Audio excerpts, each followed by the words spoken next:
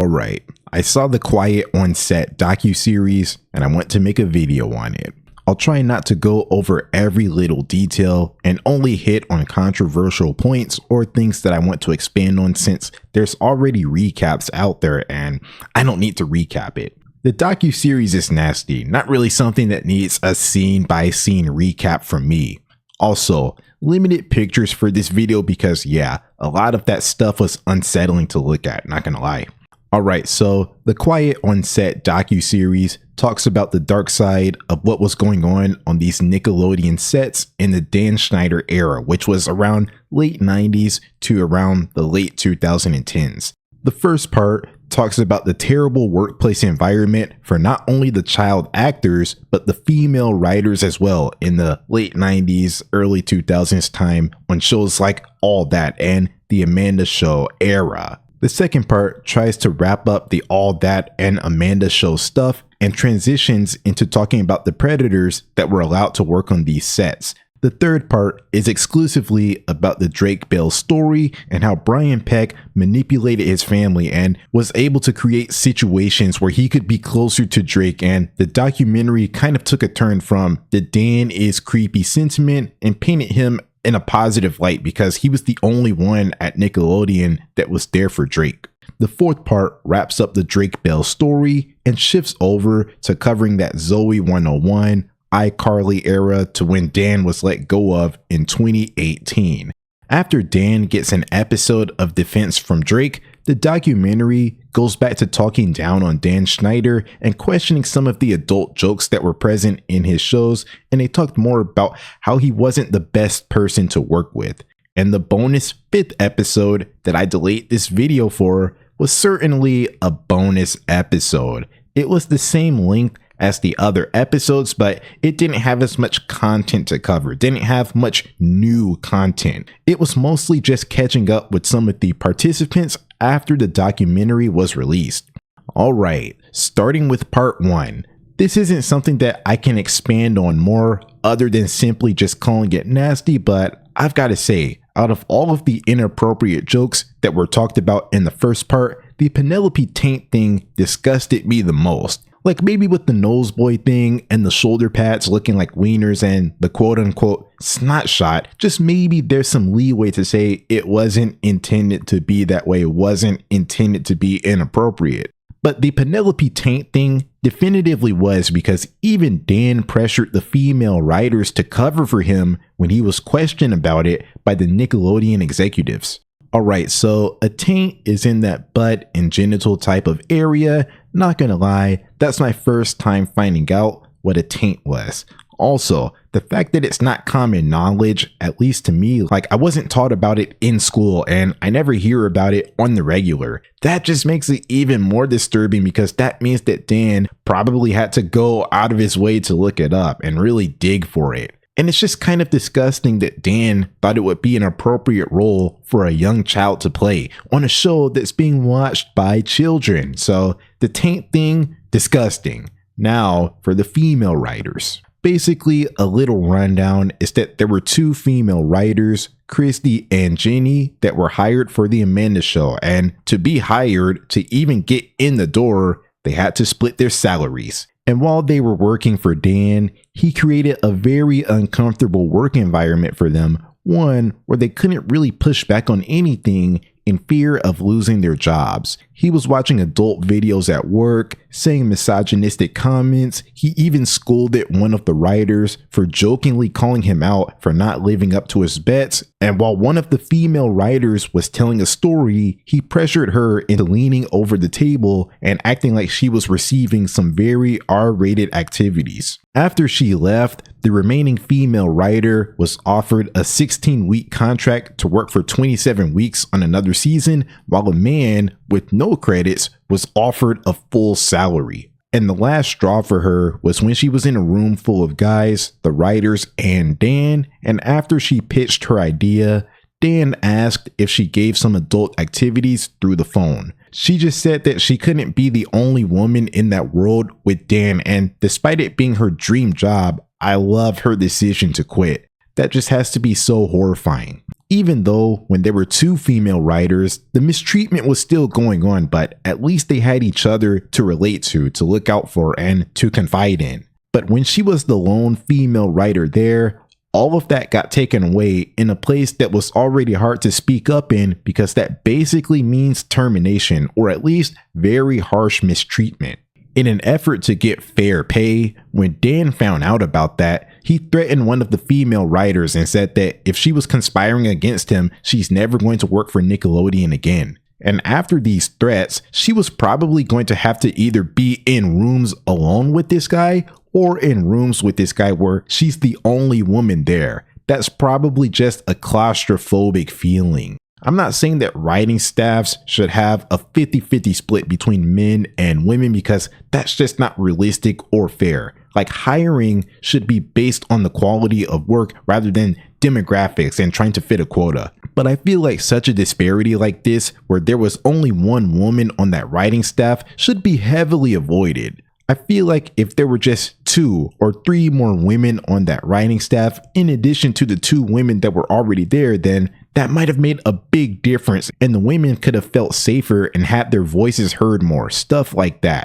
I feel like that's something that should be taken into account when hiring for a workplace. Moving on to part 2, the part that covered the predators. I want to comment on the Brandy and Jason Handy situation. So basically, Jason Handy was a production assistant that led the kids where they needed to go. I remember he wrote in one of the kids' yearbooks that they're the reason why he works for free half of the week, which is so nasty considering what's coming up. But yeah, basically, he gets Brandy's email and they stayed in touch because Jason Handy is this production assistant, while Brandy was just an extra in a classroom scene. So yeah, staying in touch with Handy could potentially lead to more jobs. Understandable. So they emailed for months until one day he sent Brandy a picture of him naked performing an adult activity. And I really felt for Brandy, because by the way that the mother described it, she shut down the computer and slammed the door and started crying. And yeah, no kid should ever have to deal with anything like that. That's the type of stuff that can potentially traumatize a person for life.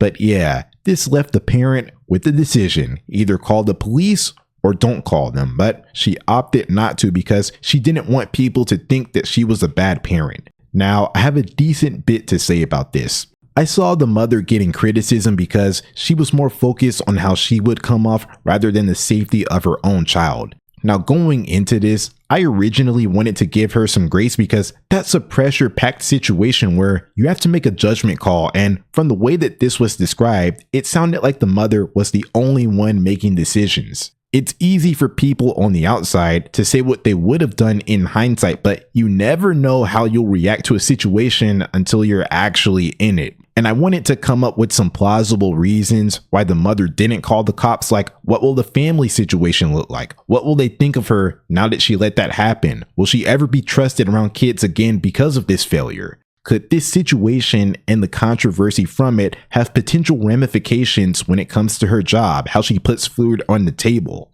All good questions, but the mother didn't mention any of that. She didn't elaborate further. She just didn't call the cops because she didn't want people to think that she was a bad parent. She took the selfish route, or at least the path that benefited her the most. She essentially just swept this thing under the rug, which is very unfair and irresponsible to Brandy and other children to just leave a guy like this out on the loose to commit more crimes. Ultimately, I believe that she should have called the cops and that this was a parenting failure. Something that I also think is a parenting failure was allowing Brandy to email back and forth with Handy seemingly unsupervised. She didn't say anything about checking emails. Now, the email relationship even existing in the first place is questionable. I know that I don't like it, but I can't necessarily say that there's no reason for it to exist because they're working on a children's show TV set and Handy got into positions to allow him to be close to kids.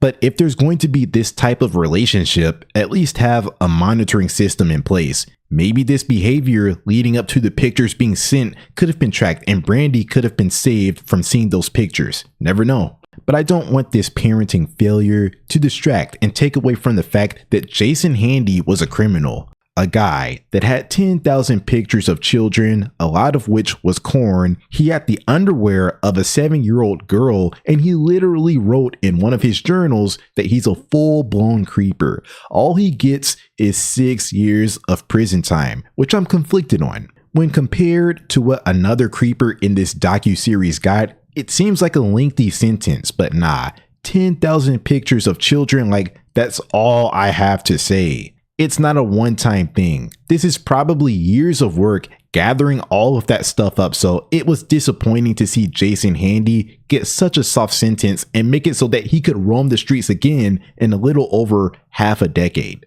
The fact that he got arrested again in 2014 and is serving a sentence until 2038 just backs up the fact that it was a soft sentence. Leave the kids alone. Shifting over to part 3, it talks about the Drake Bell story. A short rundown is that Drake and his father were tight until they met this guy named Brian Peck that started to drive a wedge between them and create situations so that he could get closer to Drake. Like, he manipulated Drake into thinking that his father was ruining his career, so he moved to his mother's house, and because she didn't want to drive places, that left more opportunities for Brian to be with Drake. The guy even threw a birthday party for Drake at his house and tried to be the father on Drake and Josh. It even got to a point when he SA'd Drake at his house, but nothing could be done at that moment because Drake's mother lived so far away. Drake couldn't even distance himself from Brian because he didn't want people to think that something was up. When Brian was eventually taken to court, he got a lot of support and support letters from famous people in Hollywood, and at the end of it all, Brian only got 16 months in prison. I want to end this section talking highly of Drake, so before I get to that, I want to talk about the letter situation, which is going off topic for a bit. When they were rattling off notable Hollywood names, I didn't notice any of them because this was the early 2000s. But the one name that I noticed is one that I wish I never heard, which is James Marsden. The Sonic movie franchise had a wild journey. At first, it looked like it was going to be a massive fail, but when changes were made, it ended up actually being a really good movie and one of the last movies that was in theaters before the world shut down in 2020.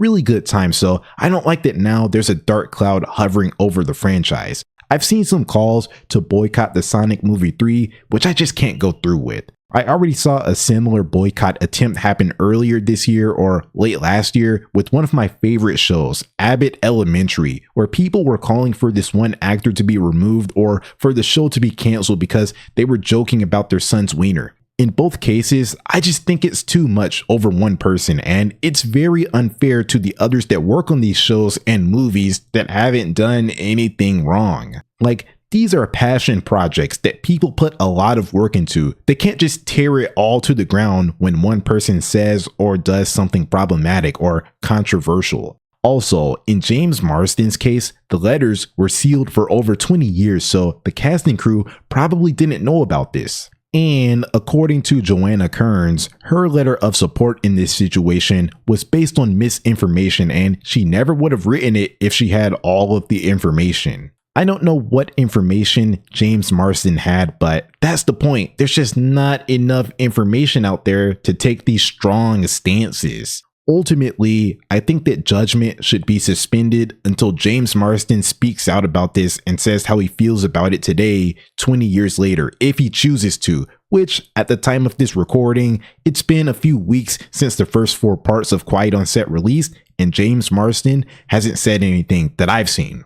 Even if James Marsden was operating with a lot of information, I don't think that means erase him from the previous already made movies like I've seen suggested, but it would add some uncomfortable air around the Sonic movies going forward for sure, and that's when I start thinking about a role reduction or maybe recasting just to keep the innocence of the franchise alive. If they can get away with it, if it doesn't massively impact the vision of production and everyone that's behind the movie franchise. Now, getting back on topic, I've got to say that was a shocking story for sure. I didn't really watch Drake and Josh growing up, but I had seen clips of the show and I saw him in the movie Rags and cameo roles and heard his songs. It's amazing that Drake went strong for all those years after this stuff happened, and if at some point he gave up, I wouldn't blame him. It's just really unfortunate that this happened because his father was looking out for him the best that he could. In this whole docuseries, there was a lot of talk about the parents seeing stuff that was wrong, but keeping their mouths shut because they didn't want to be ostracized or ruin opportunities for their kid, which I think is an understandable thing to think about, especially since to some extent, some of those parents were living off of these kids and the income that they got. But I've got to say that Joe Bell was probably the most responsible parent that was featured in this docuseries, always keeping his eyes on Drake, and even when he gave Drake up to his mother, he told her to never let Drake and Brian be alone together. Perfect advice. It's just that unfortunately, Brian tricked them and was able to put Drake in that more vulnerable position to where he could have more access to Drake. That's just nasty to think about, that he ruined a tight father-son relationship to perform those activities on Drake. And I've got to say that the 16-month sentence for Brian was complete blasphemy. I don't have a specific number in mind. I'm not a judge or anything, but that's just not enough time for someone that is a legitimate danger to society. This short sentence left the door open for Brian Peck to work on The Sweet Life of Zack and Cody shortly after, which was a show that featured two young twin boys. Kind of like the James Marsden and Abbott Elementary stuff that I talked about, there's a lot of times where I just say that I don't like a person or this person is controversial, but I respect the work and separate them. But I don't care how good of a dialogue coach Brian Peck was. To me, he blew his only chance to work with children, or I would have been okay with this if he got a longer sentence so some time could pass and he could reflect on his past behaviors and potentially be a completely changed person. But it's just not an adequate sentence, and I don't like that the people that hired him on The Sweet Life of Zack and Cody enabled Brian and put him in the perfect position to where he could commit more crimes if he wanted to. It's just a failure letting Brian Peck get into that type of position again. The worst part is that Drake said that he's never received an apology from any of those people that wrote the letters of support. So hopefully after potentially seeing this documentary and getting the true story, hopefully they can issue some apologies to Drake.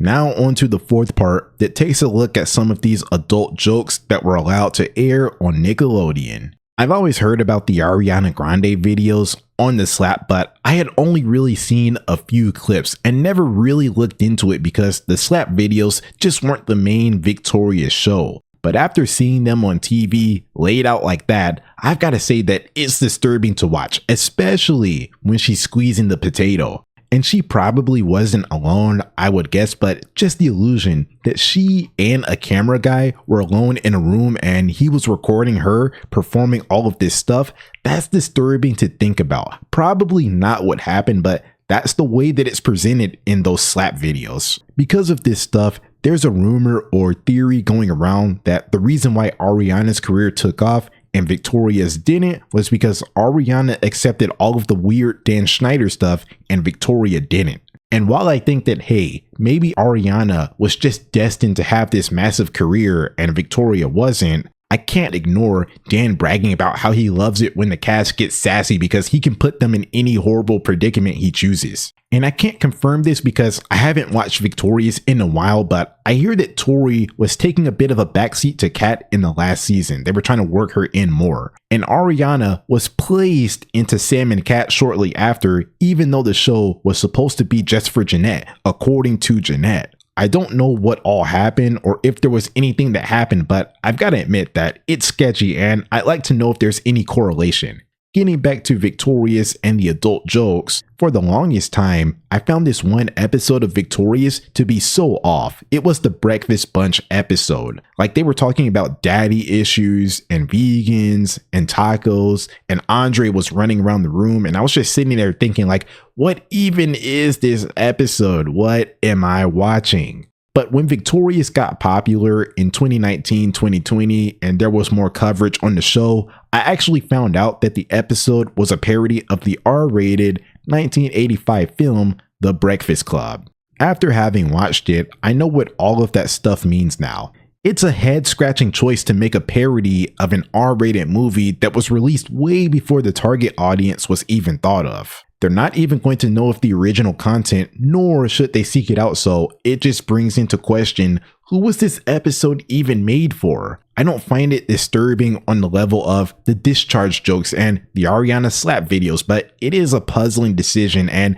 going back and realizing, oh, that's what vegans and sharing tacos means, like, it's kind of weird. But yeah, wrapping up part 4, I like Nickelodeon's decision to cut Dan Schneider. He's not making big hits like iCarly anymore, so there goes that excuse, that reasoning to keep him around. And all throughout his tenure, he created uncomfortable work environments for people of all ages, so yeah, I'm glad that they parted ways with him. Now, shortly after the first 4 episodes of the docuseries released, Dan Schneider got Boogie, the actor that played Tebow on iCarly. He got him to have an interview with him so that he could clear up all of the stuff in the documentary. I saw Boogie getting a lot of heat for this. I even saw a tweet, I'm not going to show it, but it said that he was an adult on set and let this stuff happen. I thought that it was a troll post, but it actually got a decent amount of support. I just have to say that there's not enough information to take these strong stances. It's unknown if Boogie received the same treatment or if this stuff was even happening in front of him. It's unknown if he even stood up or not. Like, to make these claims, you just have to be on the set with some firsthand knowledge. At the end of the day, the guy was only a recurring character. He wasn't directly responsible for the kids, and from what I can see from some of those behind the scenes types of videos that were filmed on set, there were multiple other adults on set, so it's just wrong to single out Boogie. I'll get into the interview in a sec, but the criticism that Boogie got for this is just misguided, especially since he wasn't accused of performing any of these actions that caused all of this uproar. That's Dan. It's just bad taste. Now for Boogie's involvement in the interview with Dan. That's something that I have to criticize. He didn't ask hard-hitting questions. He was probably paid off if I had to guess, although Boogie said that he reached out to Dan, so I don't know what to believe. But yeah, like I said, no hard-hitting questions, almost no pushback. Boogie gave Dan a lot of ways out. Like, instead of asking a direct question, he was just asking Dan what he thinks of that or to explain himself in a general sense, but not honing in specifically on big topics, especially the foot thing that wasn't even mentioned. It was a very scripted conversation, and that's where a real journalist would have been much appreciated to get some real answers out of Dan. That's all. The last part of the docuseries was episode 5, the bonus episode that I held out for, which was a nice episode for sure, but I didn't really get much of anything new that I wanted to comment on and make a whole section about. The last thing that I wanted to comment on is that I saw talks about should child acting be allowed. It's tough because those children that want to act should definitely be able to live out their dreams for sure, but it's just not worth it if they potentially have to go to a toxic workplace environment and deal with predators. Even if certain protective policies are put in place, someone is just going to find a way to slip through the cracks. I'd say that I'm open to ending child acting, but only because there's an alternative. The world is more advanced than it was in the early 2000s with their limited social media. Now, it's totally possible for a child to become a big sensation from the safety of their own home, and maybe they can use that to get into adult acting somehow, some way. I'd like to see that pathway get explored more for sure. So I'd say that the traditional drop the kid off at a set type of deal should be fried or limited because it's just too risky and there's safer avenues for children. In the end, throughout this documentary, I noticed this one uniting theme or dilemma that everyone seemed to have. All of them realized the weird stuff that was going on these Nickelodeon sets, but they ultimately kept quiet because their careers, their dreams could be ruined if they spoke up. I haven't gone through what they went through, but that is such a relatable feeling of, hey, this good thing is happening to me, so I should just ignore all of the bad associated with it. I understand that, and I just wish that the industry wasn't so tough. I just wish that the work environments were more stable for sure. And just hearing about all of this stuff, it definitely casts a dark cloud over some of my favorite Nickelodeon live action shows, and it makes me wonder what else those people on set had to potentially go through just to put out a good product. I don't want to force any information out of them because I've seen that happen and it's just so wrong. These people aren't obligated to talk about their traumas, and I understand why some won't, because for some, that potentially means reliving it. I like that the documentary gave the people that wanted to share their stories a platform, but I don't like how it's been used as an excuse to try and force others to open up about their experiences. That's ugly. But yeah, in the end, I'm just hoping that apologies are given or investigations are opened up so everyone that went through something serious on those sets can get some type of closure. But yeah, that's it. That's all I have to say about the documentary.